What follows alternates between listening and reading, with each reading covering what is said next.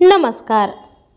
अलीकडे सोशल मीडियावर एखादी वाईट किंवा चुकीची बातमी अगदी वाऱ्यासारखी पसरते आणि नकळत काही जणांकडून या चुकीच्या बातमीवर विश्वास देखील ठेवला जातो.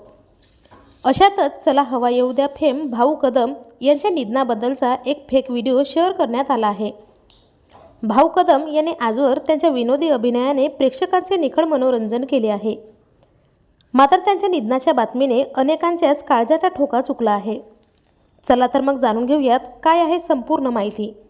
पण तत्पूर्वी वायन मराठी न्यूज या चॅनलला अजून तरी सबस्क्राईब केलं नसेल तर नक्की सबस्क्राईब करा, जेणेकरून मनोरंजन विश्वातील नवनवीन घडामोडी तुमच्यापर्यंत सर्वात आधी पोहोचत राहतील.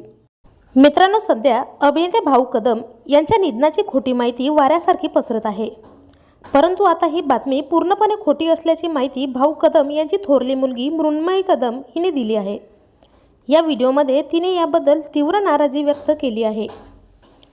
तिने म्हटलं, आज सकाळी मला समजलं की एका व्यक्तीने भाऊ कदम यांना भावपूर्ण श्रद्धांजली असा एक व्हिडिओ पोस्ट केला आहे. खरं तर खूपच वाईट प्रवृत्तीची आणि मानसिकदृष्ट्या कमजोर असलेली व्यक्तीच असे व्हिडिओ बनवू शकते.